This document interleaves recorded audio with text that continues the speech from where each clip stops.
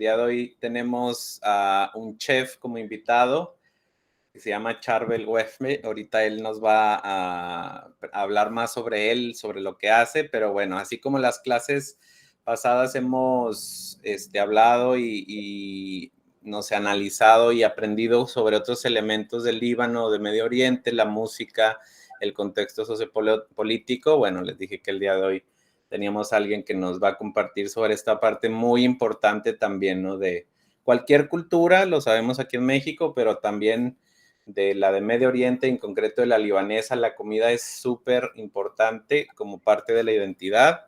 Entonces, bueno, adelante, Charbel. Tenemos pues este tiempo contigo. Te agradecemos tu tiempo y estamos con toda la escucha para aprender de lo que nos puedas compartir.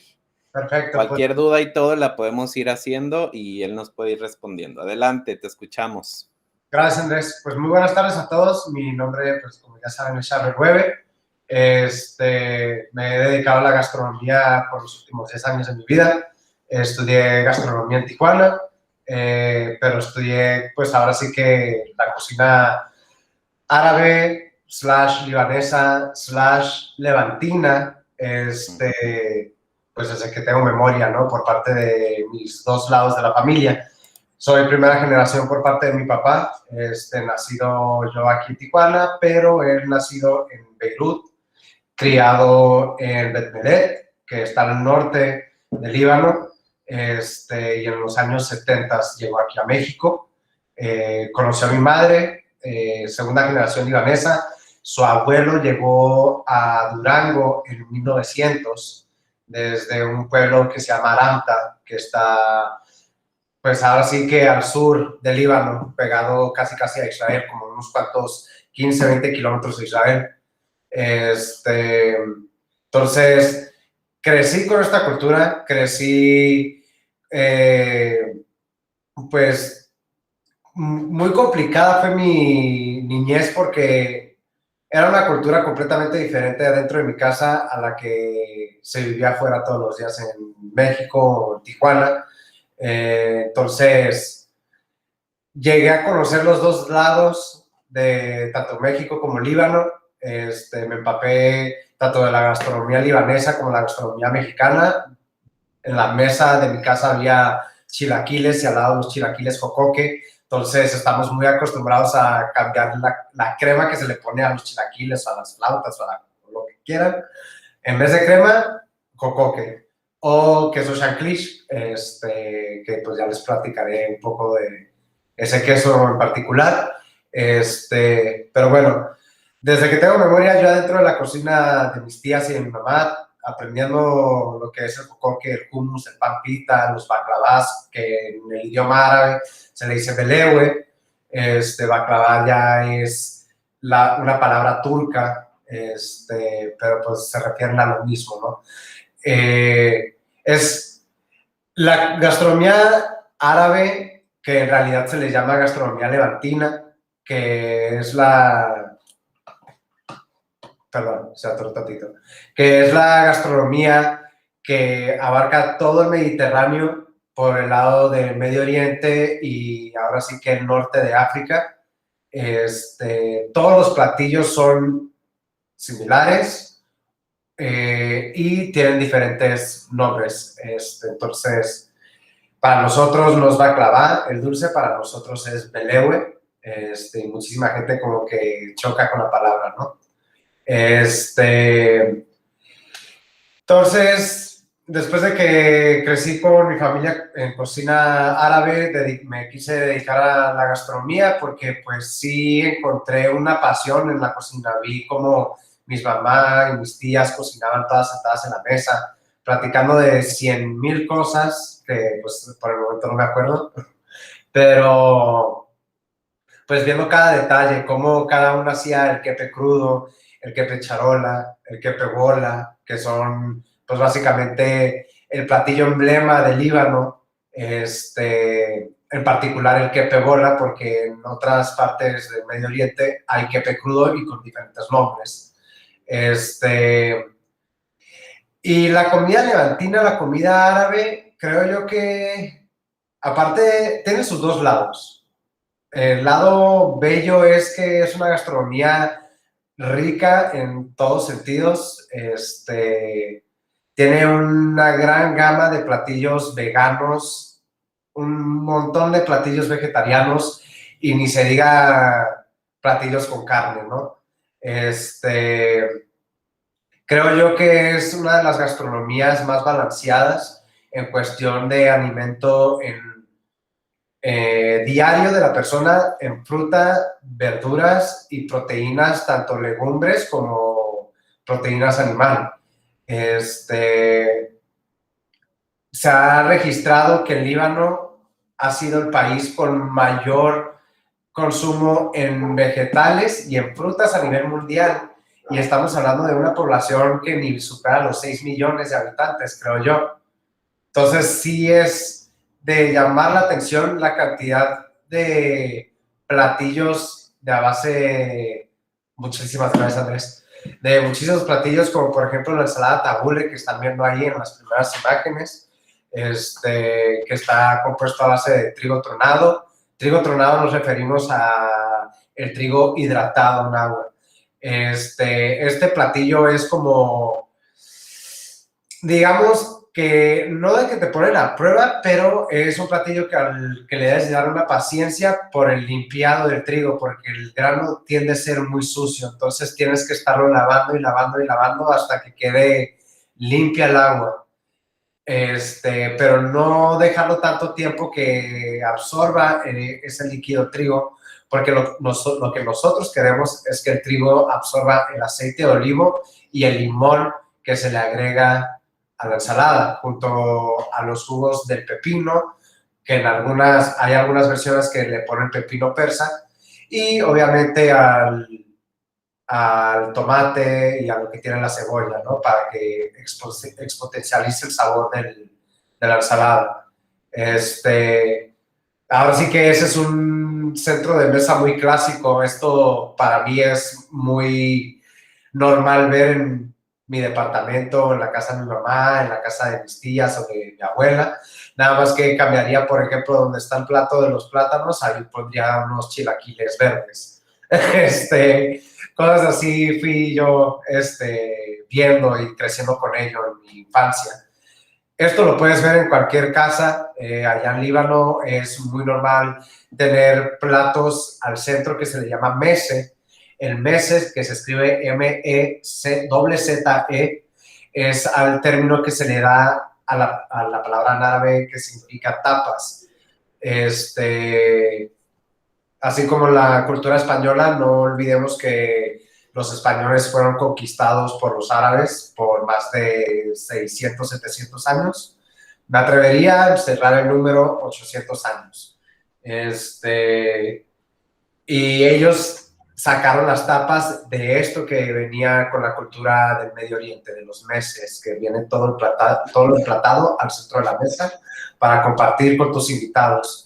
Esto es muy sagrado para la cultura árabe porque es donde se juntan personas de muchísima confianza, personas con un tema en común o personas que simplemente quieren conocerse entre sí.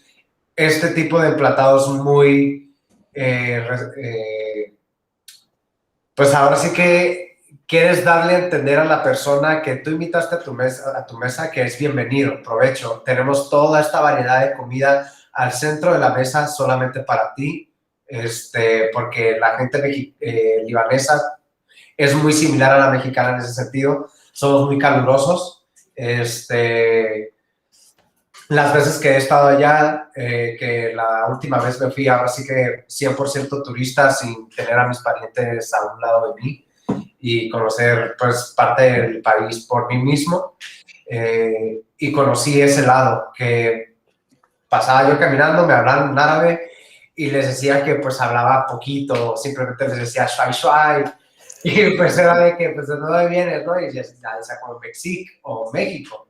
Oye, y luego tú que ni pareces libanés, ¿verdad? Ajá, dale, entonces o sea, eres mexicano de hijos libaneses, pero no te puedes expresar al 100% con nosotros por el idioma. Y a todos ellos les decía como que, pues no, pero méteme a tu cocina y con muchísimo gusto vamos a hablar el mismo idioma, ¿no? Y a las pocas personas que le llegué a cocinar estando en Beirut, en Aramta y en Bet-Belet, que fueron los lugares donde salieron mis dos lados de mis familias, hasta hice llorar, sin exagerar, a un señor porque dijo, ¿cómo es posible que entiendas nuestra gastronomía y no estés entendiendo al 100% nuestro idioma? Y para mí fue muy fuerte eso, porque yo recuerdo muy bien que de niño y parte casi de mi adolescencia, hablaba con mi papá en árabe, o si queríamos tener una conversación en privada, mi papá llegaba a expresarse en árabe conmigo y llegaba a entenderle al 100% y hasta responderle. Pero pues ahora sí que falta de práctica, me fui oxidando un poco y me quedé con unas cuantas palabras, o ahora sí que si escucho una conversación puedo descifrar lo que están diciendo, ¿no? Pero pues yo me concentré más por el lado gastronómico, por eso mi última vez que fui a Líbano ya como 100% turista fue porque quise investigar un poco de la gastronomía, ¿no? Irme ahora sí que literalmente por ejemplo, a Trípoli, uno de los viajes que hice en el país de Líbano, fui a conocer el proceso del zátar y me llevaron con un señor que se llama Greg Malouf, que viene siendo un señor de 80 y ahorita debería estar teniendo 85 años, 86 años, que él solito en su campo de orégano agarra orégano, lo deseca afuera de su casa, pero estamos hablando de cantidades inmensas de orégano, secándolo afuera de su casa, esperando a que llegue a ese punto de secado para empezarlo a machacar en un tipo molcajete y empezar a agregar ahí el tantito ajonjolí, y en su caso la receta de él es un poquito de hierbabuena. Y que es una receta que lleva él haciendo, pues me dice él, o sea, y pues sí, me lo dijo de una manera arrogante de su parte, pero pues con muy buena razón, que desde la época de Fenicios que se venía haciendo esta receta que él tenía entendido por parte de su familia. Entonces para mí fue como asombro, ¿no? Escuchar una historia que soy parte de ella, de alguna manera, ¿no? Y me hace sentir enorgullecido por las raíces que tengo. También soy mexicano, claro, y me considero más mexicano que libanés, pero ya, no aparento. Pero son esas historias, son esas personas que tú ves y dices, órale, aquí yo no soy uno más, aquí nos parecemos todos, o aquí cocinamos ahora sí que la misma comida, y es algo muy bonito y algo al mismo tiempo en lo personal desesperante, porque pues quería yo expresarme más de alguna manera, ¿no? Hacerme entender al 100% de qué es lo que hacía allá y para qué estaba allá. Lo que muchísima gente confunde, bueno, ahorita llego a ese tema que iba a platicar, el hummus. El hummus es uno de los platillos más controversiales, controversial más bien en el mundo árabe, porque todos dicen que son dueños del hummus. Los turcos dicen que son los dueños del hummus, los sirios dicen que son dueños del hummus, los mismos judíos dicen que son los dueños del hummus, y hasta los mismos libaneses dicen que son los dueños del hummus, los egipcios también. Pero pues ahora sí que los historiadores dicen que los egipcios lo tienen del gane, porque pues las primeras recetas registradas de un hummus o de una pasta hecha a base de garbanzo, similar a este platillo, es, si no mal recuerdo, por los egipcios alrededor del siglo VIII. Entonces, le damos pues ese premio de que ustedes son los, o al menos yo les digo eso, que ellos son los dueños del hummus, pero pues nosotros, me atrevo a presumir, los libaneses, sí lo llegamos a exponencializar de alguna manera, y más porque como fue el Líbano colonia de varios imperios, y hasta llegar al final con los franceses, si no mal recuerdo. Pues fueron todos esos choques de cultura que empezaron a meterle mano a este platillo tradicional de la gastronomía levantina. Que vaya, pues ahora hoy en día sí se reconoce que Líbano hace uno de los mejores hummus, hasta de hecho, si no mal recuerdo también, Líbano tiene el récord Guinness de haber hecho el hummus más grande a nivel mundial, ¿no? Entonces, ese es el lado feo de la gastronomía levantina o de la gastronomía árabe, que hay mucho celo entre cada país y que cada uno se quiera adueñar de un platillo emblema, que sí, podrá ser emblema de algún país en específico, pero la gente no ubica, o yo al menos, cuando me expreso de la comida árabe, no hablo del Líbano nada más, hablo de la comida levantina. En mi negocio, yo llevo ya un negocio de 2 años, que cumplí hace una semana. Vendo jocoque, hummus y papita a mercados orgánicos aquí en Tijuana. Y hago eventos alrededor de la ciudad de Tijuana y a nivel estado, Baja California. Siempre cuando presento esta gastronomía, no presento como gastronomía libanesa. Y en mi logo dice cocina libanesa, porque yo soy libanés. Yo doy la versión libanesa de la gastronomía levantina. Pero cuando yo me refiero a la comida árabe, me refiero a toda esa zona, que abarca desde Turquía hasta todo Medio Oriente y parte del norte de África. Gracias, Andrés. Esa es mi página de Facebook. Ahí en ese evento, que son unas hamburguesas para la siguiente semana, voy a hacer un platillo muy tradicional turco que se llama, tradicional de la gastronomía callejera turca, que se llama islak. Islak significa en el idioma turco básicamente humedecido. Y es un pan de hamburguesa humedecido por un puré de tomate que estaba hecho a base de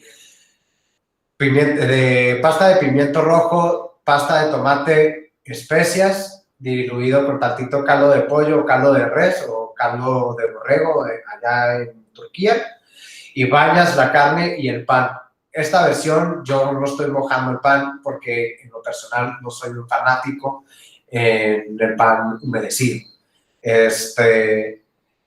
Pero los últimos 3 años de mi vida me he estado dedicando, pues ahora sí, viajar a Líbano, viajar a Turquía y viajar a Israel para conocer estos platillos que son parte de mí de alguna manera porque, pues vaya, el imperio fenicio llegó a conquistar gran parte del Medio Oriente, el imperio otomano, ni se diga, llegó a conquistar gran parte de África, Medio Oriente y hasta de Europa. El imperio persa, que llegó a conquistar parte de Asia, Medio Oriente, hasta extenderse a algunas partes de Europa también. Todas esas culturas, pues lo acepto, forman parte de mí, gracias a ellas yo llegué hasta acá.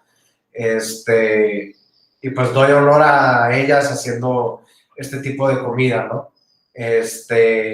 Conocí el lado libanés por parte de mi familia desde que tengo 6 años hasta la fecha. No dejo de buscar a mis tías para preguntar de recetas típicas, maneras de hacerse diferentes platillos. Y ahorita ellas y mi mamá están en conflicto conmigo porque yo ya estoy dando a conocer otra nueva gastronomía que no es 100% levantina, sino baja levantina. Porque como yo soy de Baja California y Baja California tiene muchísima mezcolanza o mezcla de culturas que han llegado a este punto del país de México, pues doy honor también a eso, ¿no? Nosotros somos muy famosos, por ejemplo, con la adobada, a pesar de que sea del sur de México.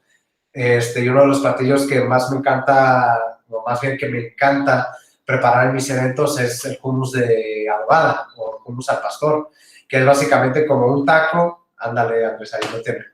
Que es básicamente como un taco, pero pues quitas la tortilla de maíz o la tortilla de harina y la agregas de base hummus, ¿no?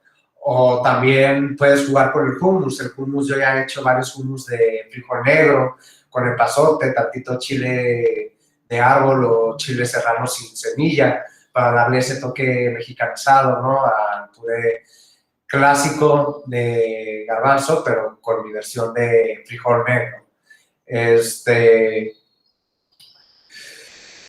Como les decía, la gastronomía árabe tiene variedad de cocina vegana, cocina vegetariana y carnívora, y yo no me considero vegano para nada, pero llegué a conocer ese mundo, llegué a probarlo de primera instancia. Ahí tenemos, por ejemplo, mi versión de kepe vegetariano, el kepe que es un platillo tradicional levantino, pero fortificado en Líbano, que es una croqueta de carne rellena de más carne con piñones y cebolla. Este es un kepe de butternut squash, que es ahora sí un tipo de calabaza. Y el relleno viene siendo de espinaca con un poquito de queso shanklish y piñones y cebolla. Literalmente como el kepe regular, que ahí también tenemos una imagen del kepe en la parte de arriba del lado izquierdo, Andrés.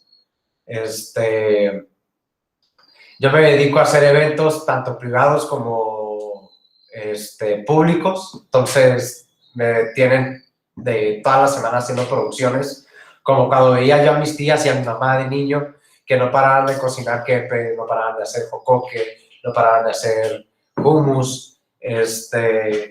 Ahí tenemos el sátar, ya ese sátar, si no mal recuerdo, no, más bien sí es ese sátar.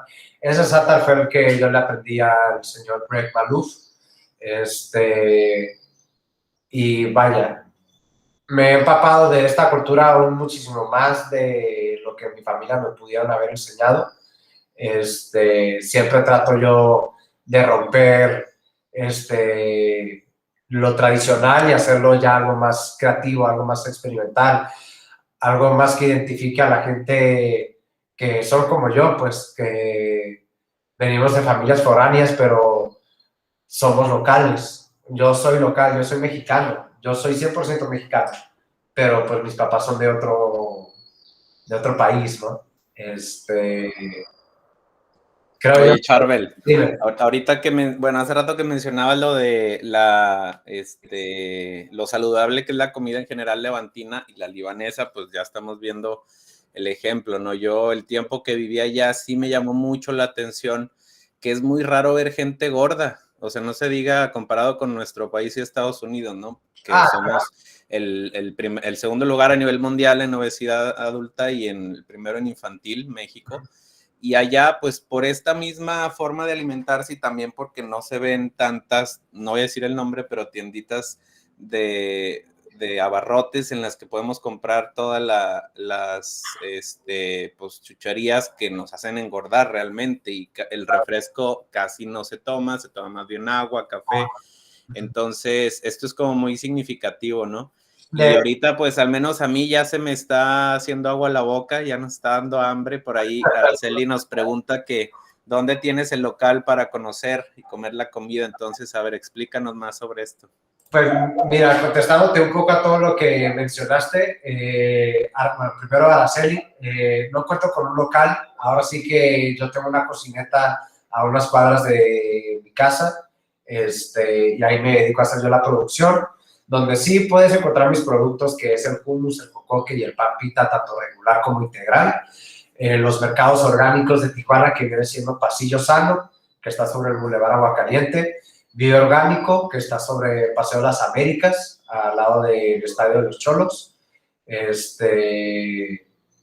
y Sabores que Nutren, que está en Rosadito. Y se pueden meter a mi página para ver los eventos que voy organizando. Normalmente me aviento de 3 a 12 eventos por mes, donde hago eventos tradicionales y eventos ya con mi toque moderno, ¿no? Lo de la obesidad en el Medio Oriente es muy cierto, no hay gente, ves muy rara vez gente obesa, es muy raro ver a gente obesa. Es normal ver a los mayores de edad que ya tienen su panza, es como cualquier otro lugar. Pero lo gracioso es, por ejemplo, los libaneses y la mayoría del Medio Oriente no consume refresco o sodas porque los dueños son judíos. Entonces, como los dueños son judíos y ellos son árabes, no consumen productos judíos para nada, no quieren tener nada que ver con este tipo de gente. Entonces, por eso no se consume gaseosa, se consume ahora sí que, bueno, lo que yo alcancé a ver, gaseosas italianas o gaseosas europeas, que ahora sí es el agua mineral y le agregas saborizante, ¿no? Líbano tiene mucha cultura, pues no mucha cultura, pero se quedaron con varias cosas de los franceses o de los europeos, porque no olvidemos que Líbano también fue un centro de las cruzadas, cuando los europeos estaban peleando por la Tierra Santa, contra los musulmanes que en ese entonces estaban siendo dirigidos por uno de los sultanes más importantes de los musulmanes, que se llamaba Salah ad-Din. Es uno de los personajes más influyentes que ha tenido la cultura musulmana, más respetados, y hasta la fecha se le reconoce por todo lo que ha hecho por el imperio musulmán, a pesar de que perdió después el terreno de la tierra prometida de Jesús. Es todo un tema eso, ¿no? La pelea religiosa, que no nada más es religiosa, ahorita les mencioné, también es gastronómica. Allá tienen, pues, una obsesión con tener ellos la verdad absoluta. Las guerras allá no es por dinero, no es por petróleo, no es por ni siquiera por terreno, bueno, al menos los musulmanes con Israel sí, pero de ahí en fuera es nada más por quién tiene la verdad absoluta en cuestión de creencias, ¿no?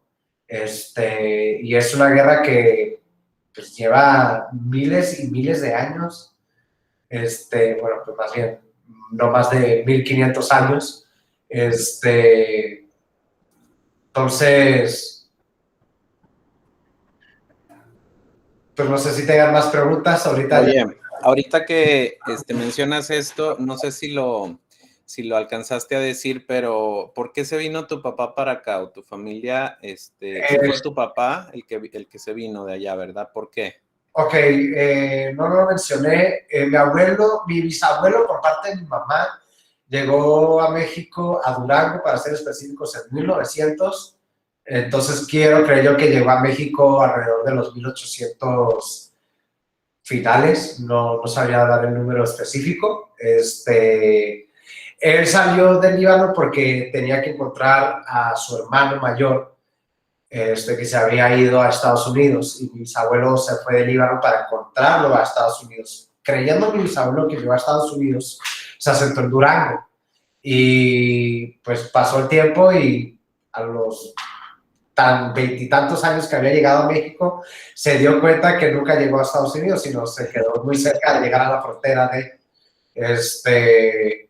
Mi papá llegó a México a principios de los 70s, huyendo de la guerra civil que tuvo Líbano, que fue la guerra más fuerte reciente, que fue una masacre, donde musulmanes extremistas tomaron las calles de Líbano y pues ahora sí que nada más porque sí, asesinar a gente, ¿no? Porque no compaginaban con las mismas creencias que ellos o el mismo gobierno que ellos querían tener ahí. Mi papá huyó de Líbano por eso. De hecho, mi papá, que en paz descanse, las pocas veces que yo fui a Líbano con él, él entraba como mexicano por miedo a que el gobierno libanés lo metiera preso o algo por el estilo, porque pues es traición nacional o traición hacia la patria abandonar a tu país en momentos de guerra, ¿no? Ya que eres tú un cadete o un soldado. Todo mi papá, las veces que regresó a Líbano, entró como mexicano, obteniendo la nacionalidad mexicana por parte de mi mamá una vez casados. Y yo regresé a Líbano la primera vez, tenía 15 años y me tocó la guerra o la guerrilla que hubo entre el movimiento musulmán que se llama Hezbollah, cuando tocó la frontera del norte de Israel. Ahí es donde me di cuenta que tan bendecido estoy yo al estar aquí en México, a pesar de vivir los problemas que estamos pasando hasta la fecha en nuestro país.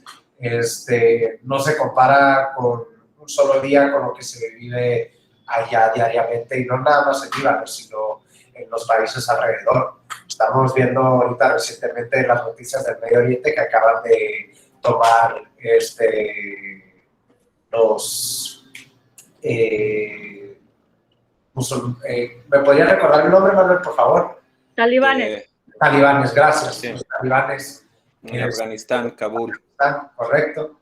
Entonces yo viví esa situación por 3 semanas en Líbano. México, el gobierno mexicano nos sacó de ahí a la 3.ª semana. Cruzamos por camión todo Siria hasta llegar a Turquía, Estambul. Fue un viaje aproximadamente de 60 horas. Y te das cuenta de hasta dónde puede llegar el fanatismo, ¿no?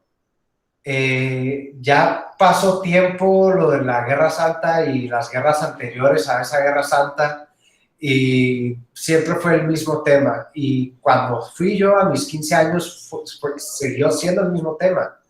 Esa es nuestra tierra, ustedes nos sacaron, y sí, de manera inhumana sacaron a los musulmanes de esas tierras. Literalmente fue de que la gente salía de sus casas un día normal como cualquiera, y cuando regresaban a sus casas se daban cuenta que ya había una familia entera de judíos viviendo dentro de ella. Y pues los corrían, ya sea asesinándolos casi la misma gente, o defendidos por el nuevo gobierno de esa zona, los judíos pues hacían que los musulmanes se salieran de sus casas, ¿no? Es un tema muy controversial de diferentes puntos de vista, ¿no?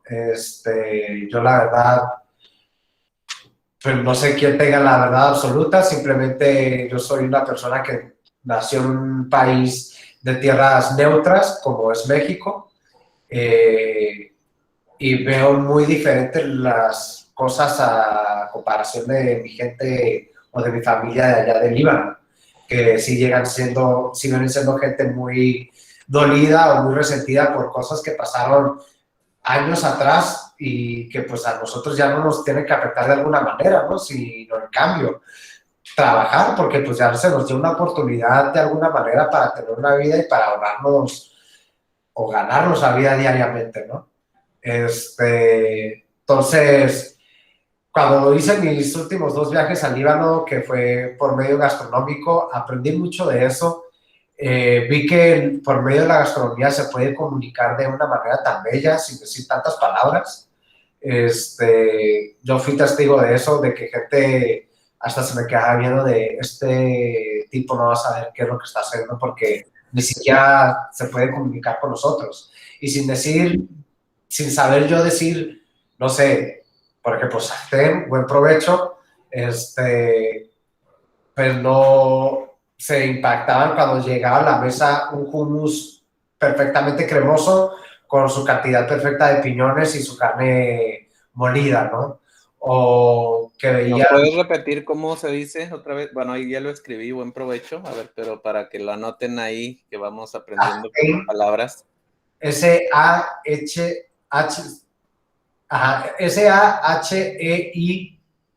Sachtein. La gente eso le llamó mucho la atención, y ahí es donde yo me di cuenta que pues por medio de la cocina se puede comunicar también uno, ¿no?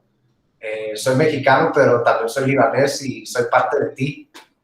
Eres mi hermano, eres mi hermana, compartimos la... Oye, Charbel, ¿y tú dices que estudiaste pues aquí gastronomía en México? Estudié aquí en gastronomía en México, soy primera generación de la Escuela Instituto de Gastronomía y Nutrición, IGN, que hoy en día se llama UNUS. Está en la colonia centro de Tijuana, entre calle 11 y Aguacaliente. Y tú ahí me imagino que ya venías cargando con toda esta herencia gastronómica de tus tíos y familia. Pasé por momentos vergonzosos mis clases de comida del Medio Oriente, porque mi maestro era de Toluca, que tenía amigos de Líbano, tenía amigos judíos, pero pues él era de Toluca. Y cuando, pues no sé, decía, por ejemplo, kipi o kipi, y decía yo como que chef, se dice kepe, y no se dice con P, sino la W suena como con P, entonces es kepe. Por ejemplo, también con el jocoque, una vez mencionó el jocoque que es un queso, y sí es un lácteo, pero es un yogur prensado, donde separas tú el suero de la leche y te quedas con la pura grasa del producto lácteo, ¿no? De hecho, aquí ahorita me agarraron casi a punto de cenar, pero pues aquí yo tengo mi comida del día de hoy. ¿Qué es eso? A ver, oye, ¿qué tienes ahí? Viene siendo jocoque con sátar, aceite de olivo y tomates cherry. Y como buen fronterizo, las acompaño con tostadas almas. sin hacer promoción, ¿no? Sí, ¿verdad? Pero, oye, yo cuando estuve ahí en Líbano, toda la gente me preguntaba, ¿ya comiste jocoque? Y ya comiste, bueno, y otras cosas que no se ven en Líbano, pero el jocoque así tal cual yo no lo encontré allá. ¿Cuál es el equivalente? ¿No es el laban o el labne? el labne es jocoque, bueno, más bien, el jocoque y el labne son dos cosas muy diferentes. Vienen siendo yogur los dos, pero los procesos vienen siendo diferentes. El jocoque viene de la palabra mexica, si no mal recuerdo, jococutl, que los habitantes de aquel entonces hacían un yogur prensado por medio, si no mal recuerdo, del estómago de un tipo de animal. Porque en ese entonces no tenían algunas telas muy, de agujeros muy pequeños, pues en aquel entonces. Y el labne es ahora sí que el yogur colado, prensado, como nosotros lo conocemos y como se conoce hoy en día a nivel mundial. Pero en México, para evitar confusiones de que son dos cosas muy diferentes, se le puso también nombre jocoque al labne para que el mexicano le encontrara una similitud. Pero sí son diferentes cosas, son dos palabras muy diferentes, no es la traducción de árabe a español, debe ser una palabra indígena. Sí, claro, eso yo no lo sabía, el origen de la palabra jocoque. Y hace rato que mencionabas también yo no sabía del récord Guinness del hummus, que fue en Líbano.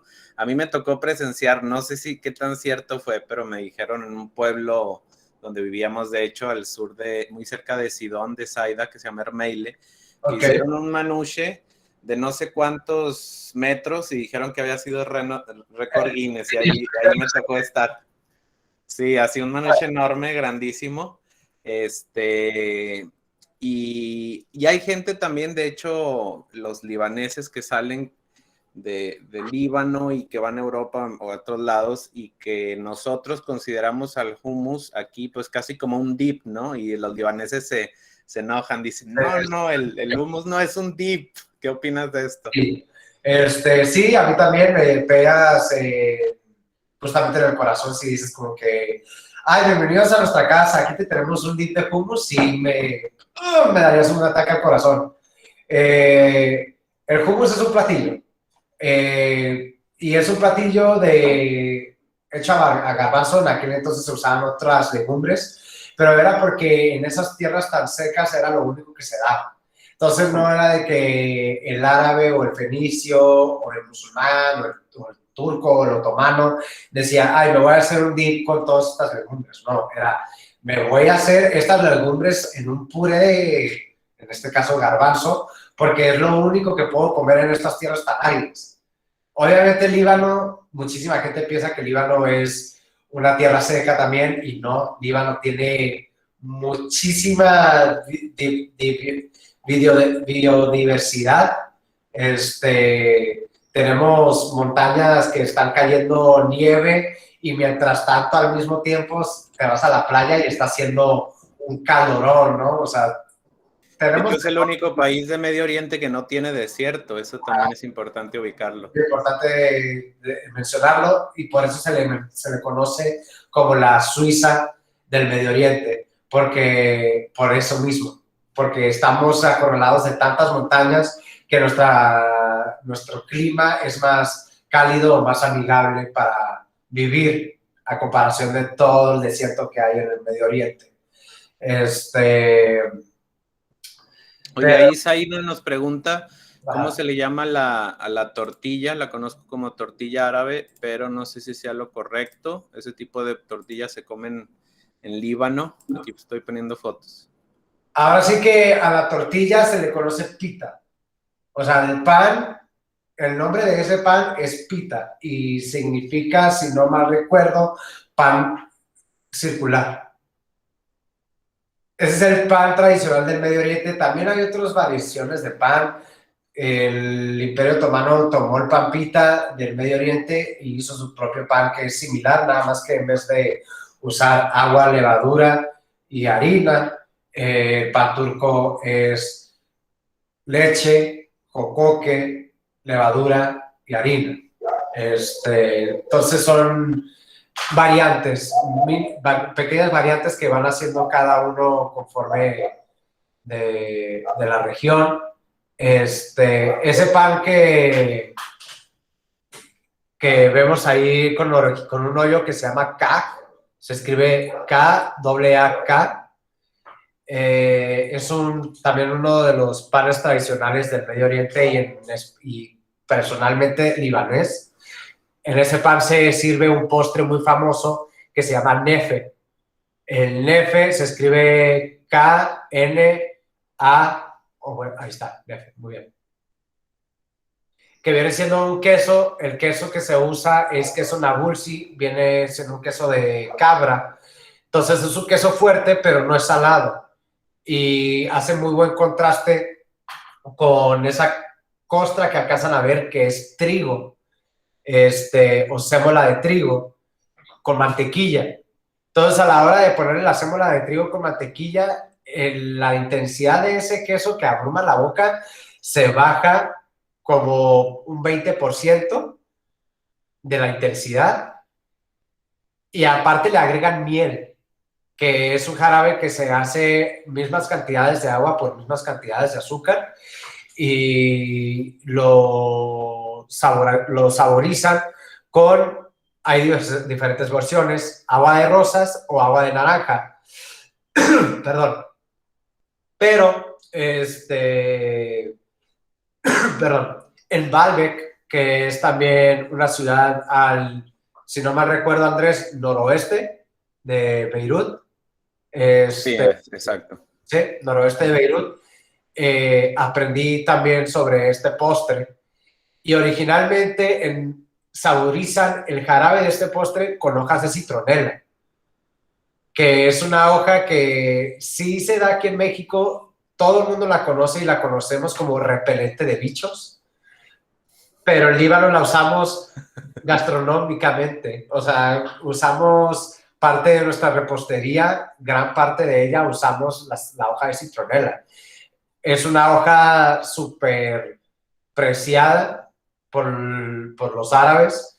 Se dice que hasta Alejandro Magno mandó a plantar en la antigua Babilonia garbanzos y hojas de citronela por el gran uso que se le daba y los manjares que podíamos llegar a hacer con esas dos productos.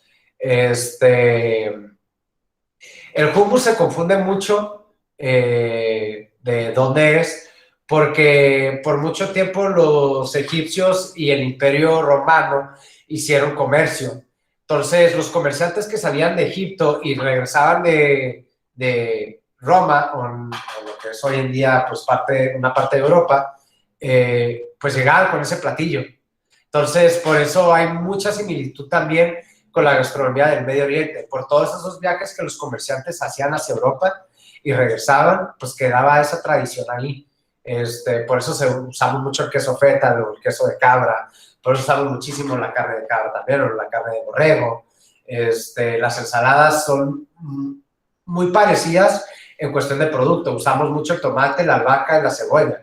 Los italianos, la ensalada caprese, tomate, cebolla y albahaca. Son similitudes, pues.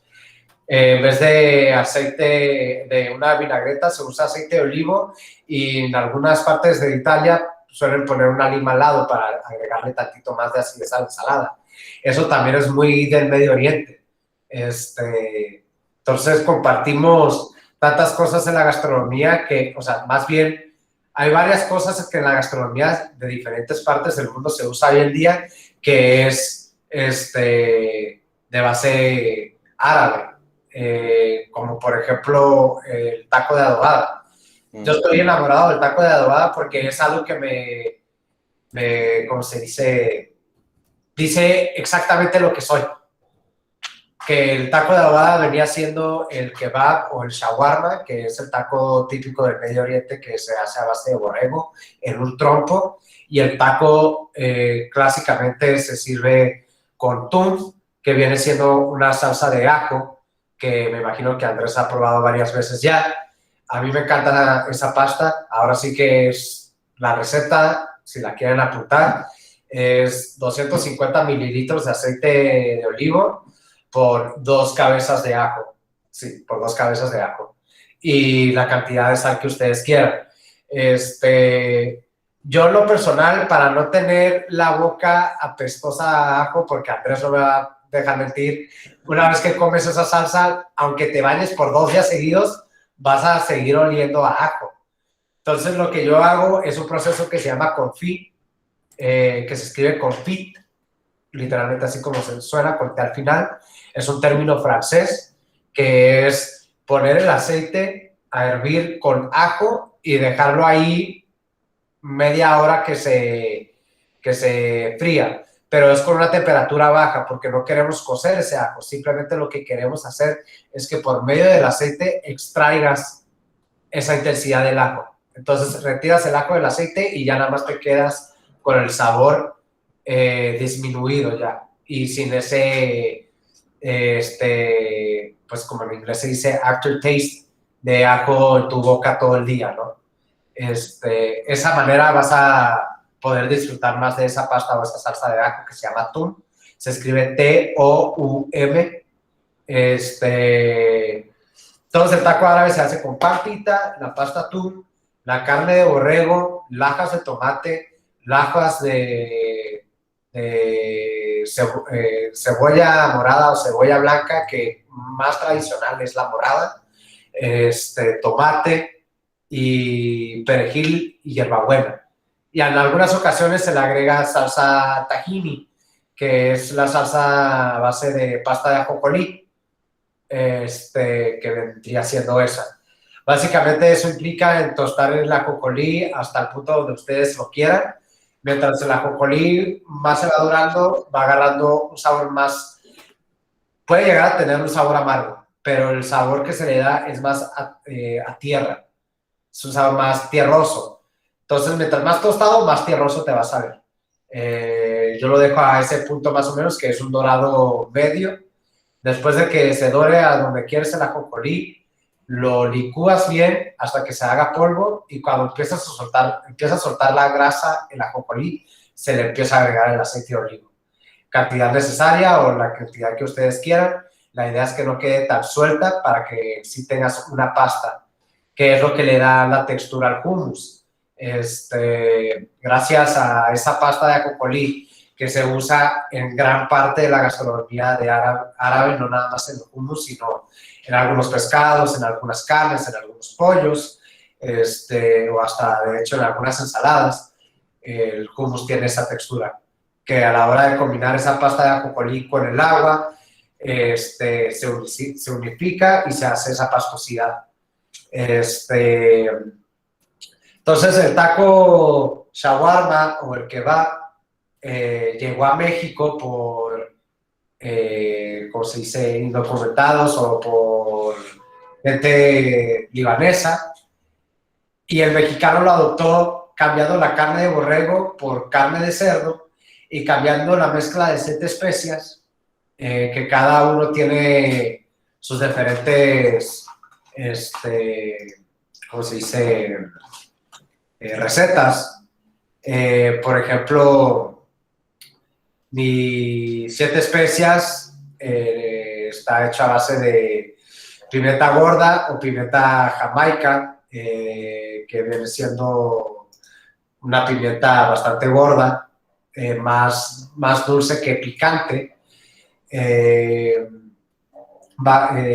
Pimienta gorda, pimienta blanca, pimienta negra, que son sabores más picosos, orégano, fenogreco, que viene siendo un hongo, nuez moscada, que le viene dando ese sabor anuesado o a tostado, que lo hace más placentero para el paladar. Y pues ahora sí que ahí entramos todos en ¿cómo se dice? Discordia. Discordia, porque cada uno tiene sus diferentes recetas para sazonar sus platillos con las 7 especias, que de hecho 7 especias en árabe se le conoce como baharat.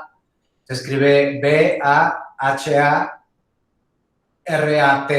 baharat, o en árabe se dice baharat, que significa literalmente en árabe especias o mezcla de especias. Entonces el mexicano adoptó ese taco árabe y lo convirtió a lo que hoy en día lo conocemos como taco de adobada, ¿no? Súper emblemático para la gastronomía mexicana y que nos puso en el mapa a nivel mundial, gracias a ese platillo y por otros, ¿no? Obviamente. Hoy en día la comida mexicana está catalogada como patrimonio mundial por la gran gastronomía que tenemos nosotros los mexicanos. Oye, Charbel, ya así como un poquito para ir cerrando, porque algunas se tienen que ir a otra clase. Aquí nos preguntan qué tan complicado es para ti encontrar los ingredientes para realizar tus platillos, dónde los encuentras, y también si en tu restaurante preparas así las cosas, y que aproveches pues para repetirnos dónde podemos encontrar si algún día queremos comer tu comida, o cómo se pide, o cómo localizar lo que tú preparas. Sí, me es complicado encontrar algunas cosas. De hecho, hasta me tuve que aprender diferentes nombres de ciertos productos porque tiene varios nombres en diferentes partes de Latinoamérica y México, y como yo no sé o no sabía en ese entonces cómo llamarlo, pues lo llamaba de diferentes nombres y aún así la gente ni me sabía decir. Entonces hay algunas cosas que sí tengo que encontrar, ya sea que me traigan conocidos de Estados Unidos o lo pido desde Amazon, que pues sí trae algunos productos directamente del Medio Oriente y de muy buena calidad.